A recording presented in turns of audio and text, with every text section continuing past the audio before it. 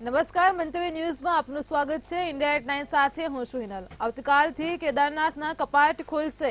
તો આવતીકાલથી બાબા કેદારનાથ ધામના કપાટ ખુલશે। પંચમુખી ડોલી કેદારનાથ જવા નીકળી હતી। તો ભક્તોએ બાબા કેદારનાથનો જય જયકાર કર્યો છે। આવતીકાલથી જ બાબા કેદારનાથના કપાટ ખુલશે। પંચમુખી ડોલી કેદારનાથ જવા નીકળી હતી। તો ભક્તોએ બાબા કેદારનાથનો જય જયકાર કર્યો છે।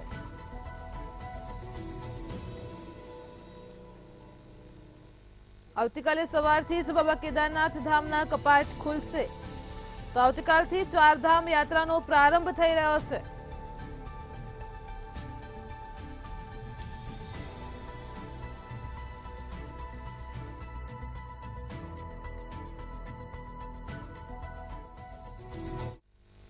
ભારત અને માલદીવ્સના વિદેશ મંત્રીઓની બેઠક યોજાઈ હતી। તો સમાચાર પ્રાપ્ત થઈ રહ્યા છે, ભારત અને માલદીવ્સના વિદેશ મંત્રીઓની બેઠક યોજાઈ હતી।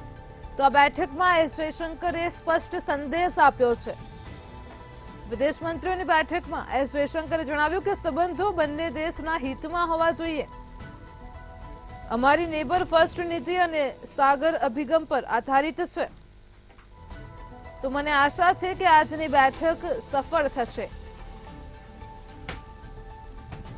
ભારત અને માલદીવ્સના વિદેશ મંત્રીઓની બેઠક યોજાઈ હતી। આ બેઠકમાં વિદેશ મંત્રી એસ જયશંકરે સ્પષ્ટ સંદેશ આપ્યો હતો, સંબંધો બંને દેશોના હિતમાં જ હોવા જોઈએ। આ સાથે તેમણે જણાવ્યું હતું કે મને આશા છે કે આજની બેઠક સફળ થશે।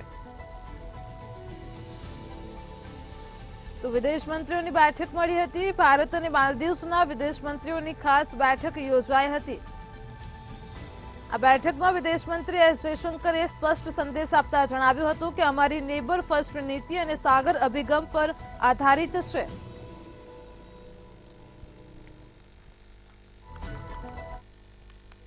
કેન્દ્રીય ગૃહમંત્રી અમિત શાહે ગુરુવારે તેલંગાણાના રાયગીરીમાં ચૂંટણી સભા યોજી હતી અને ત્યારે તેમણે કહ્યું હતું કે 2024ની ચૂંટણી નરેન્દ્ર મોદી વિરુદ્ધ રાહુલ ગાંધીની ચૂંટણી છે। આ ચૂંટણી વોટ ફોર જેહાદ અને વોટ ફોર વિકાસની છે। આ ચૂંટણી રાહુલ ગાંધીની ચીનની ગેરંટી સામે મોદીજીની ભારતીય ગેરંટીની છે। તો આ સાથે જ તેઓએ વધુમાં જણાવ્યું કે કોંગ્રેસ તેના વચનો પૂરા કરતી નથી, પીએમ મોદી પોતાના વચનો પૂરા કરે છે। કોંગ્રેસે 70 વર્ષથી રામ મંદિરનું નિર્માણ અટકાવ્યું હતું। પીએમ મોદીએ માત્ર 5 વર્ષમાં કેસ જીતી લીધો। તેમણે ભૂમિપૂજન અને પ્રાણ પ્રતિષ્ઠા સમારોહ કર્યો હતો। વડાપ્રધાને કલમ 370 દૂર કરી અને જેથી કાશ્મીરમાં તિરંગો હંમેશા માટે લહેરાતો રહે। તો ગૃહમંત્રીએ વધુમાં કહ્યું કે બીઆરએસ તેલંગાણામાં વિકાસ કરવાના વચન સાથે સત્તામાં આવી હતી, પરંતુ તેણે જે કર્યું તે ભ્રષ્ટાચાર હતું।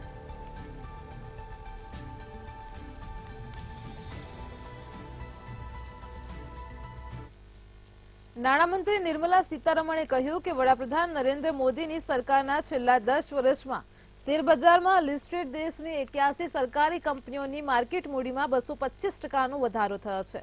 આ સમયગાળા દરમિયાન નિફ્ટી સીએપીએસસી એટલે કે શેરબજારમાં સૂચિબદ્ધ સરકારી કંપનીઓએ 79%નું જબરજસ્ત વળતર આપ્યું છે। નાણામંત્રીએ આ વાત કોંગ્રેસ પાર્ટી અને તેના નેતા રાહુલ ગાંધીના આરોપોના જવાબમાં કહી છે અને જેમાં દાવો કરવામાં આવી રહ્યો હતો કે મોદી સરકાર હેઠળ સરકારી કંપનીઓને ફડચામાં લઈ જવામાં આવી રહી છે। આ સાથે જ નિર્મલા સીતારમણે 2 પોસ્ટ કરી। તેમની એક્સ પોસ્ટમાં તેમણે નાણાકીય વર્ષ 2013-14 અને 2022-23ની સરખામણી કરતા ઘણા તથ્યો રજૂ કર્યા।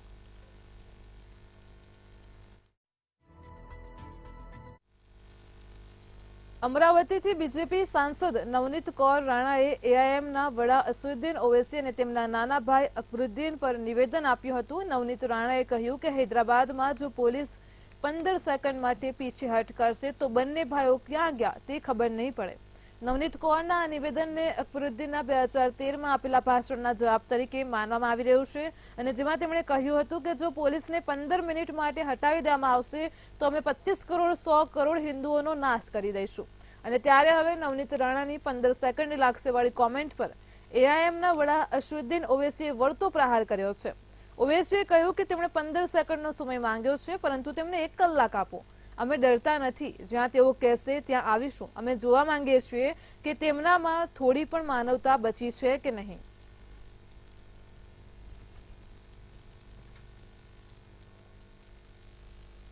ચિરાગ પાસવાન લોકસભા ચૂંટણીને લઈને સતત બેઠકો કરી રહ્યા છે અને ત્યારે જનસભાને સંબોધતા કોંગ્રેસ પર જોરદાર નિશાન સાધીને કોંગ્રેસને ભીંસમાં લીધી હતી।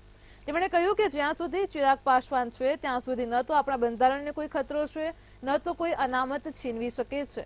મુદ્દા વગરનો વિપક્ષ ભ્રમ ફેલાવીને મત મેળવવા માંગે છે અને તેની સાથે સાવચેત રહો। તો બીજી તરફ કેન્દ્રીય મંત્રી અને રિપબ્લિકન પાર્ટી ઓફ ઇન્ડિયાના પ્રમુખ રામદાસ આઠવલેએ રાહુલ ગાંધી વિરુદ્ધ ચૂંટણી પંચને ફરિયાદ કરી છે। જો ભાજપ ચૂંટણી જીતે તો બંધારણ બદલવાના રાહુલના દાવા સામે આઠવલેએ વાંધો ઉઠાવ્યો છે। તેમણે કહ્યું કે રાહુલ ગાંધીએ વારંવાર દાવો કર્યો છે કે જો બીજેપી ફરીથી સત્તામાં આવશે તો તે બંધારણને બદલી નાખશે। વડાપ્રધાન નરેન્દ્ર મોદીએ અનેક વખત આ આરોપોને નકારી કાઢ્યા છે। રાહુલને વારંવાર આવા દાવા કરતા અટકાવવા જોઈએ અને તેમની સામે કોઈ પગલાં લેવા જોઈએ।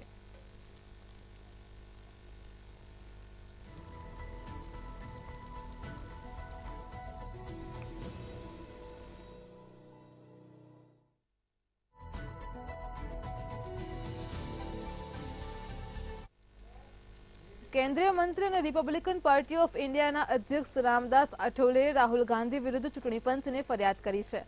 ભાજપ ચૂંટણી જીતશે તો દેશનું બંધારણ બદલવાના રાહુલના દાવા સામે આઠવલેએ વાંધો ઉઠાવ્યો છે। તેમણે કહ્યું કે રાહુલ ગાંધીએ વારંવાર દાવો કર્યો છે કે જો બીજેપી ફરીથી સત્તામાં આવશે તો તે બંધારણને બદલી નાખશે। જો કે વડાપ્રધાન નરેન્દ્ર મોદીએ અનેક વખત આ આરોપોને નકારી કાઢ્યા છે। રાહુલને વારંવાર આવા દાવા કરતા અટકાવવા જોઈએ અને તેમની સામે કોઈ પગલાં લેવા જોઈએ।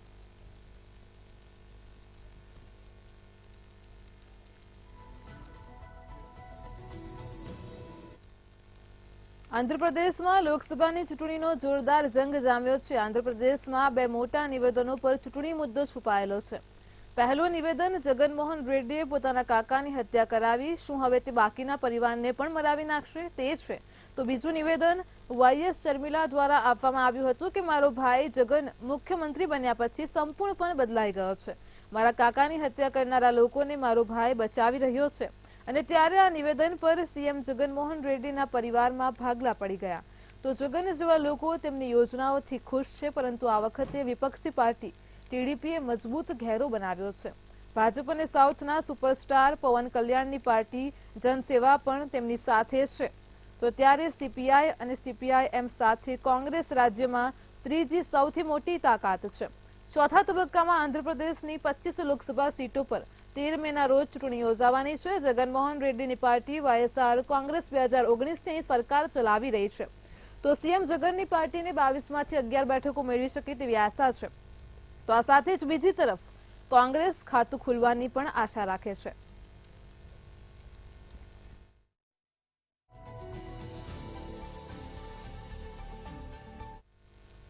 કેરળના રાજ્યપાલ આરિફ મોહમ્મદ ખાને બુધવારે અયોધ્યામાં રામ મંદિર પહોંચ્યા હતા અને આ સાથે જ તેઓએ રામ મંદિરમાં માથું ટેકવ્યું હતું। ત્યારે કેરળ રાજભવને એક્સ પર એક પોસ્ટમાં જણાવ્યું કે રાજ્યપાલે અયોધ્યામાં રામ મંદિરમાં ભગવાન રામના દર્શન કર્યા અને આશીર્વાદ લીધા। રાજ્યપાલે પત્રકારોને કહ્યું, હું જાન્યુઆરીમાં 2 વાર અયોધ્યા આવ્યો હતો। તે સમયે જે લાગણીઓ હતી તે આજે પણ છે। હું ઘણી વખત અયોધ્યા આવ્યો છું। તે અમારા માટે માત્ર ખુશીની વાત નથી, પરંતુ ગર્વની વાત છે કે અયોધ્યામાં શ્રી રામની પૂજા કરી છે।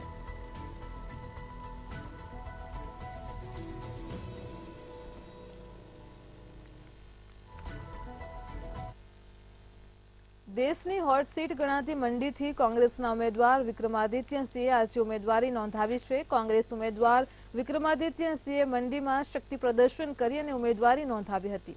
વિક્રમાદિત્યસિંહના નામાંકન દરમિયાન પ્રદેશ કોંગ્રેસના પ્રભારી રાજીવ શુક્લા, મુખ્યમંત્રી સુખવિન્દરસિંહ સુખુ, કોંગ્રેસ પ્રદેશ અધ્યક્ષ પ્રતિભાસિંહ, ડેપ્યુટી સીએમ મુકેશ અગ્નિહોત્રી સહિત કોંગ્રેસના ઘણા મોટા નેતાઓ હાજર છે। આ દરમિયાન રાજીવ શુક્લાએ કહ્યું હતું કે વિક્રમાદિત્યસિંહ ઓછામાં ઓછા 2 લાખ વોટથી જીતશે। તેમણે બજારમાં સ્પર્ધાને એક તરફી ગણાવી હતી।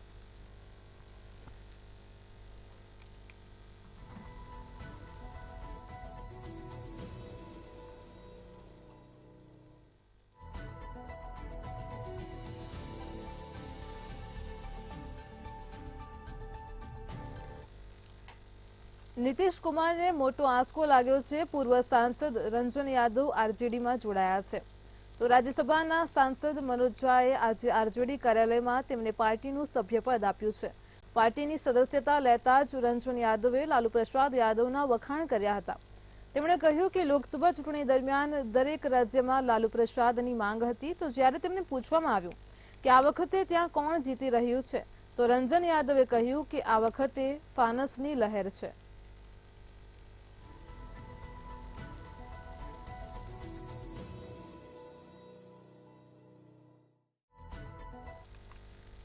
ગાઝીપુરમાં નોમિનેશન પ્રક્રિયા શરૂ થઈ ગઈ છે અને 14 મે છેલ્લી તારીખ છે।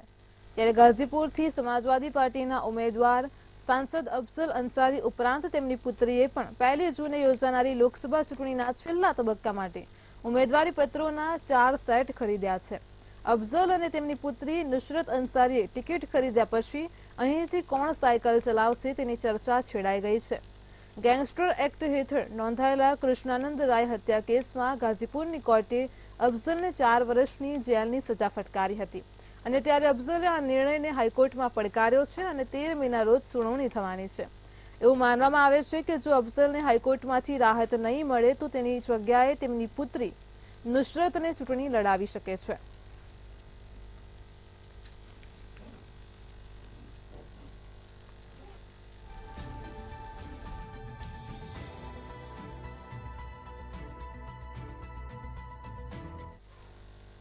મધ્યપ્રદેશની 8 લોકસભા બેઠકો પર ચોથા અને અંતિમ તબક્કામાં મતદાન થવાનું છે। ત્યારે ચૂંટણી પંચનું ધ્યાન શહેરી વિસ્તારો તેમજ આદિવાસી પટ્ટાઓના મતદાન મથકો પર વધુ છે। મુખ્ય ચૂંટણી અધિકારી રાજીવ કુમારે કહ્યું છે કે ચૂંટણીમાં ક્યાંય હિંસા ન થાય અને મહત્તમ મતદાન થવું જોઈએ, તો સાથે જ મતદારોને મળતી સુવિધાઓની માહિતી બીએલઓ મારફતે દરેક ઘરે પહોંચાડવા માટે પણ જણાવ્યું છે। એટલું જ નહીં, જિલ્લાઓમાં કલેક્ટર દ્વારા કરવામાં આવતી મતદાર જાગૃતિની પ્રવૃત્તિઓ પર નજર રાખવા માટે મુખ્ય ચૂંટણી અધિકારીની કચેરીના અધિકારીઓની એક ટીમ પણ આ લોકસભા મત વિસ્તારોમાં મોકલવામાં આવી રહી છે।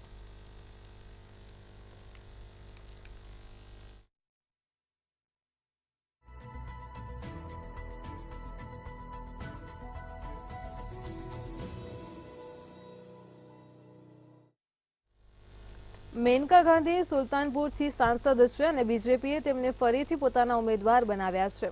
તેમની જીત કે હાર યુપીના રાજકારણ પર ઘણી અસર કરશે, તો ગાંધી પરિવારમાંથી આવતા મેનકાના પુત્ર વરુણ ગાંધીની ટિકિટ રદ કરવામાં આવી છે। મેનકા ગાંધીને પણ ટિકિટ નકારવામાં આવી હોવાની ચર્ચા હતી, પરંતુ ભાજપે તેમના પર બીજી વખત વિશ્વાસ વ્યક્ત કર્યો હતો અને ત્યારે રાહુલ ગાંધી પર મેનકા ગાંધીએ કહ્યું કે કાયરતાથી નેતા નથી બનતા, આ મારી છેલ્લી ચૂંટણી નથી, મેં જીવનમાં ક્યારેય ધર્મના નામે રાજનીતિ નથી કરી।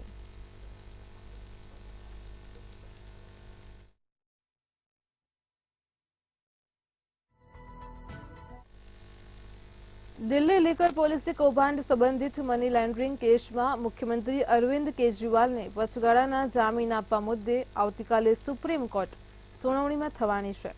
જોકે તેના 1 દિવસ પહેલા એટલે કે આજે ઈડીએ વચગાળાના જામીનનો વિરોધ કરી સુપ્રીમ કોર્ટમાં એફિડેવિટ દાખલ કરી છે। દિલ્હીમાં દારૂ નીતિના કથિત કૌભાંડમાં ઈડીની ધરપકડને પડકારતી અરવિંદ કેજરીવાલની અરજી પર સુનાવણી કરી રહેલી બેન્ચની અધ્યક્ષતા કરનારા ન્યાયાધીશ સંજીવ ખન્નાએ કહ્યું હતું કે વચગાળાના જામીન મુદ્દે અમે શુક્રવારે નિર્ણય સંભાળીશું અને ત્યારે ધરપકડને પડકારતી કેજરીવાલની અરજી પર પણ આ જ દિવસે નિર્ણય કરવામાં આવશે। સુપ્રીમ કોર્ટ કેજરીવાલના વચગાળાના જામીન પર વિચાર કરે તેના 1 દિવસ પહેલા ઈડીના ડેપ્યુટી ડાયરેક્ટર ભાનુપ્રિયાએ કોર્ટમાં એફિડેવિટ ફાઇલ કરી છે। ભાનુપ્રિયાએ કહ્યું કે મુખ્યમંત્રી કેજરીવાલને ચૂંટણી પ્રચારના આધારે વચગાળાના જામીન આપવાથી અન્ય બેઈમાન રાજકીય નેતાઓ પણ ગુના કરવા તેમજ ચૂંટણીના બહાને તપાસથી બચવાનો પ્રયાસ કરશે। આમ કરવાથી ખોટો સંદેશ ફેલાશે। ઈડીએ કહ્યું કે ચૂંટણી પ્રચાર કરવો તે મૌલિક, બંધારણીય કે કાયદાકીય અધિકાર નથી। અત્યાર સુધીમાં લગભગ 123 ચૂંટણીઓ યોજાઈ છે। અમે છેલ્લા 3 વર્ષથી છીએ। જો ચૂંટણી પ્રચાર માટે વચગાળાના જામીન અપાશે તો કોઈ પણ રાજકીય નેતાની ધરપકડ કરી શકાશે નહીં અને તેઓને ન્યાયિક કસ્ટડીમાં રાખી શકાશે નહીં, કારણ કે આખું વર્ષ ચૂંટણીઓ યોજાય છે।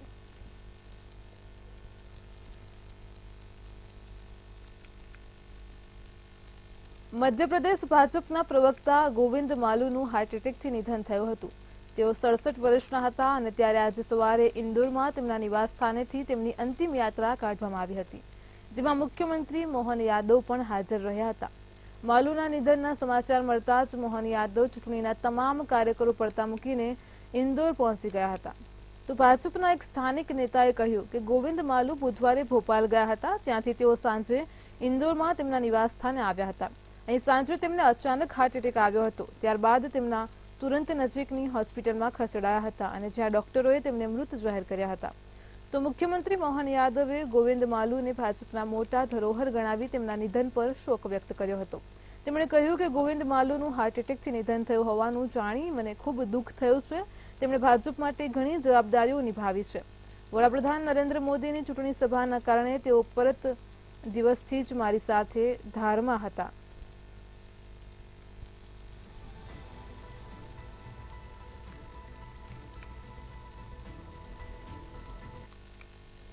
કેરળ સરકારના આરોગ્ય વિભાગે 7 મેના રોજ રાજ્યમાં વેસ્ટ નાઇલ ફીવરને લઈને એલર્ટ જાહેર કર્યું છે. ઇન્ડિયન એક્સપ્રેસના અહેવાલ રાજ્યના કોઝિકોડ, ત્રિશુર અને મલ્લમપુરમમાં 6 કેસ નોંધાયા છે અને તે જ સમયે ત્રિશુરમાં આ તાવને કારણે 79 વર્ષના એક વ્યક્તિનું મૃત્યુ થયું છે. US centre for disease control and prevention અનુસાર આ રોગ મચ્છર કરડવાથી થાય છે. તાવની સાથે સાથે ઉલટી, ઝાડા અને માથાના દુખાવાની ફરિયાદો પણ જોવા મળે છે. વેસ્ટ નાઇલ તાવના 10માંથી 6 કેસમાં લક્ષણો દેખાતા નથી. આવી સ્થિતિમાં આરોગ્ય વિભાગે દર્દીઓનો કોઈ સત્તાવાર ડેટા શેર કર્યો નથી. જોકે તમામ જિલ્લાઓની પ્રી મોન્સૂન સફાઈ અભિયાનની સાથે મોનિટરિંગ માટે સૂચનાઓ પણ આપવામાં આવી છે.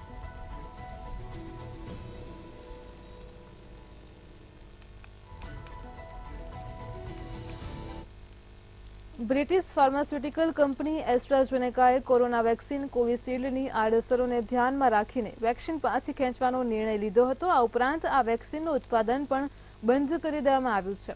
તેમજ સીરમ ઇન્સ્ટિટ્યૂટ ઓફ ઇન્ડિયાનું એક મોટું નિવેદન પણ સામે આવ્યું છે.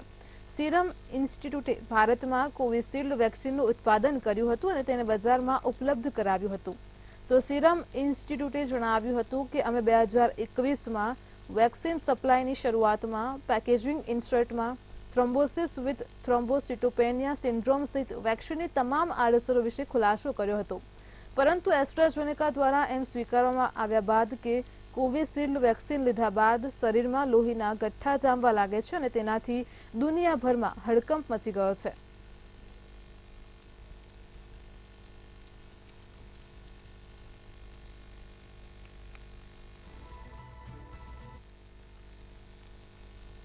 ભારતની અંદર વધતી બીમારીનું કારણ જાણવા માટે આઈસીએમઆર દ્વારા એક રિસર્ચ કરવામાં આવ્યું અને તેમાં મોટો ઘટસ્ફોટ થયો છે.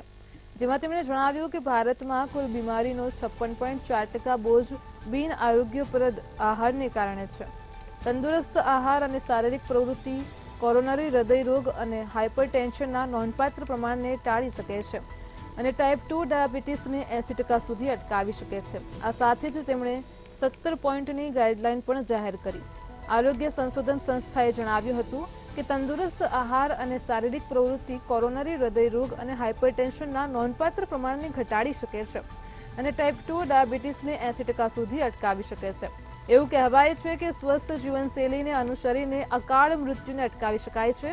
ખાંડ અને ચરબીવાળા ખોરાકના વધુ પડતા વપરાશ, ઓછી શારીરિક પ્રવૃત્તિ, સૂક્ષ્મ પોષક તત્વોની ઉણપ અને વધુ વજનની સમસ્યાઓ અને વિવિધ પ્રકારના ખોરાકની મર્યાદિત પહોંચને કારણે પરિસ્થિતિ વધુ વણસી છે. સાથે જ તબીબોનું કહેવું છે કે શારીરિક પ્રવૃત્તિના મહત્વને સમજાવવાના વ્યવહારુ પાઠો, સંદેશાઓ અને સૂચનો આપણા લોકોના સારા પોષણ અને આરોગ્યને પ્રોત્સાહન આપવાના સરકારના પ્રયાસોને પૂરક બનાવશે.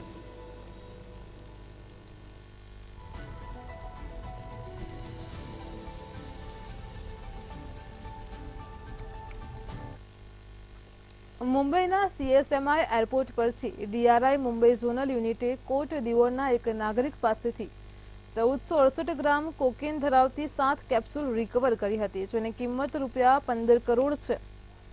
તો સતત પૂછપરછના આધારે મુસાફરે ભારતમાં દાણચોરી કરવા માટે ડ્રગ્સ ધરાવતી કેપ્સ્યુલનું સેવન કર્યું હતું અને તે તેના શરીરમાં લઈ જવાની કબૂલાત કરી હતી.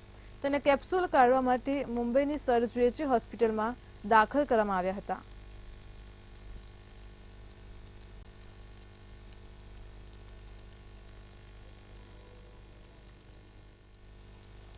ઉત્તરાખંડની પ્રખ્યાત ચારધામ યાત્રા આવતીકાલે એટલે કે 10મી મેના રોજ અક્ષય તૃતીયાના દિવસે શરૂ થવા જઈ રહી છે। ચારધામ યાત્રાના પહેલા દિવસે યમુનોત્રી, ગંગોત્રી અને કેદારનાથ ધામના દરવાજા ખુલશે। ચારેય ધામોના દ્વાર અનુષ્ઠાન અને મંત્રોના જાપથી ખોલવામાં આવશે। ત્યારે ચારેય ધામોને ફૂલોથી સુશોભિત કરવામાં આવ્યા છે। કેદારનાથમાં 40 ક્વિન્ટલ ફૂલોથી શણગાર કરવામાં આવ્યો છે। આ વખતે ચારધામ યાત્રામાં 22 લાખથી વધુ શ્રદ્ધાળુઓએ રજીસ્ટ્રેશન પણ કરાવ્યું છે। તો આ વખતે ગત વર્ષનો રેકોર્ડ તૂટી શકે છે। 2023માં 56 લાખ શ્રદ્ધાળુઓએ આ યાત્રા કરી હતી।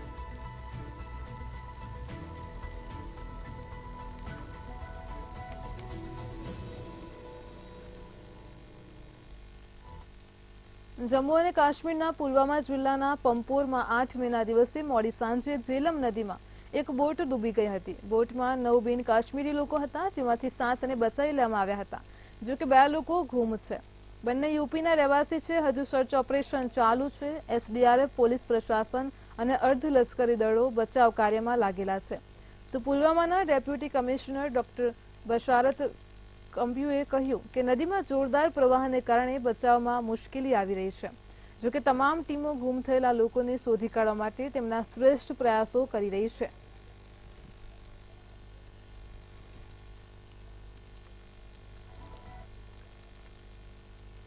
તમિલનાડુના શિવકાશીના સેંગમલપટ્ટી વિસ્તારમાં જોરદાર વિસ્ફોટ થયો હતો। મીડિયા રિપોર્ટ્સ અનુસાર તમિલનાડુના શિવકાશી પાસે એક ફટાકડાની ફેક્ટરીમાં મોટો વિસ્ફોટ થયો છે। મળતી માહિતી પ્રમાણે શિવકાશી નજીક ફટાકડાની ફેક્ટરીમાં વિસ્ફોટ થતાં 8 લોકોના મોત થયા છે। ગુરુવારે બપોરે લગભગ 3:45 ફટાકડાની ફેક્ટરીમાં વિસ્ફોટ થયો હતો, જેમાં ઘણા લોકો ઘાયલ થયા હતા। આ વિસ્ફોટની માહિતી મળતા જ લોકો ઘટનાસ્થળે પહોંચી ગયા અને ઘાયલ લોકોને નજીકની હોસ્પિટલમાં લઈ ગયા। શિવકાશીને ભારતમાં ફટાકડા બનાવવાનું કેન્દ્ર કહેવામાં આવે છે। દેશના ફટાકડા, સેફટી માચીસ અને સ્ટેશનરી સામાનના કુલ ઉત્પાદનમાં પણ આ સ્થળનો મોટો હિસ્સો છે।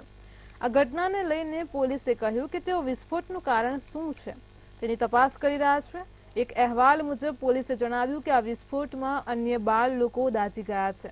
મળતી માહિતી પ્રમાણે કેટલાક લોકો કાટમાળ નીચે ફસાયા છે, તેમને બચાવવા માટે રેસ્ક્યુ ચાલી રહ્યું છે। તો વિસ્ફોટ એટલો જોરદાર હતો કે લોકોને ત્યાંથી બચવાનો મોકો મળ્યો ન હતો। જો કે આ પહેલા ફેબ્રુઆરી 2024માં પણ તમિલનાડુના રામુથિવનપટ્ટીમાં ફટાકડાની ફેક્ટરીમાં 10 લોકોના મોત થયા હતા અને તે સમયે ફટાકડા ફેક્ટરીના કર્મચારીઓ ફેન્સી ફટાકડા માટે કેમિકલ ભેળવી રહ્યા હતા અને તે દરમિયાન આ અકસ્માત થયો હતો।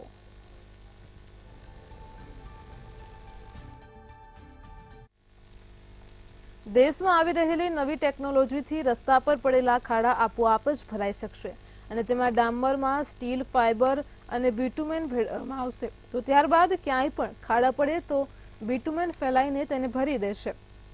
આ ટેકનોલોજીમાં ડામરને ચિપકાવનાર બિટુમેન સાથે નાના સ્ટીલ ફાઇબર ફેરવવામાં આવશે। તો તેનાથી બિટુમેન કંડક્ટિવિટીની જેમ કામ કરવામાં સક્ષમ બની શકશે, જે ગરમ થતાં બિટુમેન ફેલાઈને રોડના ખાડા કે તિરાડો ભરી લે છે અને તેને મહદઅંશે ખાડા પડતા પણ રોકે છે।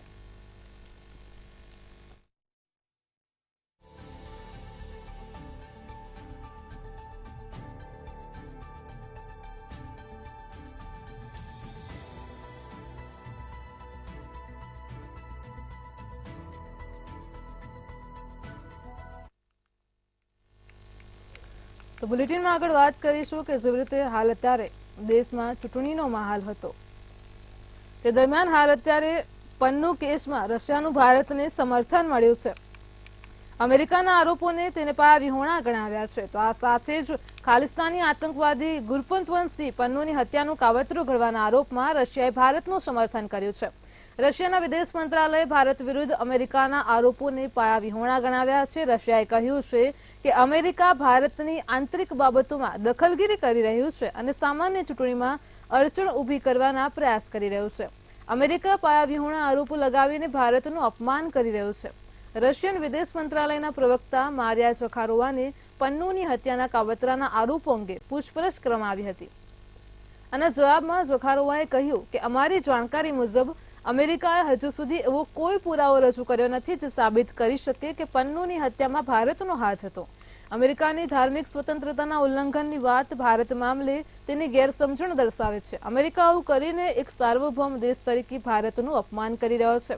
તો રશિયાના વિદેશ મંત્રાલયે વધુમાં કહ્યું કે અમેરિકા માત્ર ભારત જ નહીં પરંતુ અન્ય ઘણા દેશો પર ધાર્મિક સ્વતંત્રતાના ઉલ્લંઘનના પાયાવિહોણા આરોપો લગાવી રહ્યું છે. તેમની કાર્યવાહી સ્પષ્ટપણે ભારતની આંતરિક બાબતોમાં દખલગીરી દર્શાવે છે.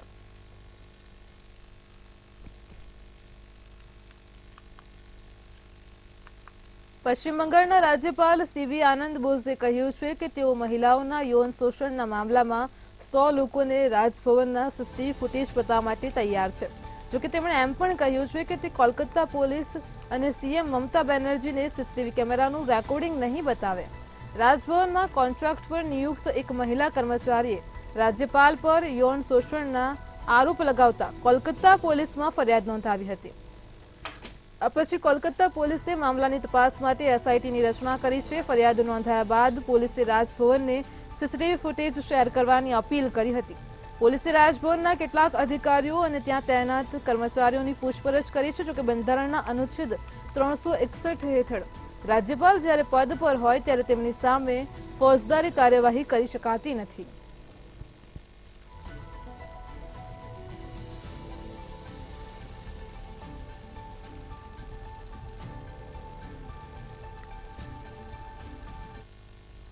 સૌર ઉર્જા ઉત્પાદનમાં ભારતનો દબદબો જોવા મળી રહ્યો છે. તો ભારતે સૌર ઉર્જા ઉત્પાદનમાં વિશ્વમાં 3જા નંબરે છે. તો સૌર ઉર્જા ઉત્પાદનમાં ભારતનો દબદબો છે તે ભારત વિશ્વમાં 3જા નંબરે છે. સૌર ઉર્જા ઉત્પાદનમાં ભારતે જાપાનને પાછળ છોડ્યું છે. તો વર્ષ 2015માં ભારત 9મા સ્થાને હતું. હાલ અત્યારે આ સૌર ઉર્જા ઉત્પાદનમાં ભારત વિશ્વમાં 3જા નંબરે છે. તો સૌર ઉર્જા વૈશ્વિક વીજળીથી ઉત્પાદન 22% વધી જશે. સૌર ઉર્જા ઉત્પાદનમાં ભારતે જાપાનને પણ પાછળ છોડી દીધું છે. વર્ષ 2015માં ભારત 9મા સ્થાને હતું. તો હાલ વિશ્વમાં ભારત 3જા નંબરે છે. એટલે કે સૌર ઉર્જા ઉત્પાદનમાં ભારતનો દબદબો જોવા મળ્યો છે. સૌર ઉર્જા વૈશ્વિક વીજળીથી ઉત્પાદન 22% વધી જશે.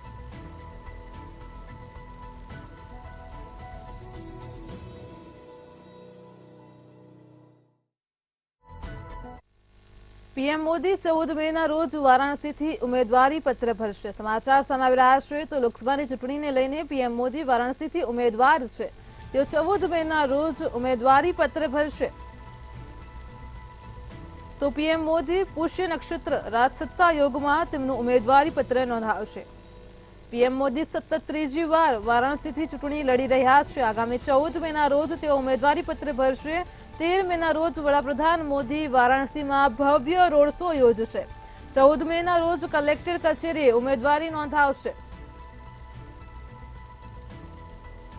તો પીએમ મોદી 14 મેના રોજ વારાણસીથી ઉમેદવારી પત્ર ભરશે. સતત 3જી વાર તેઓ વારાણસીથી લડી રહ્યા છે. પીએમ મોદી પુષ્ય નક્ષત્ર રાજસત્તા યોગમાં ઉમેદવારી નોંધાવશે. તો 13 મેના રોજ વડાપ્રધાન મોદી વારાણસીમાં ભવ્ય રોડ શો યોજશે અને ત્યારબાદ 14મી મેના રોજ કલેક્ટર કચેરીએ પોતાનું ઉમેદવારી પત્ર ભરશે.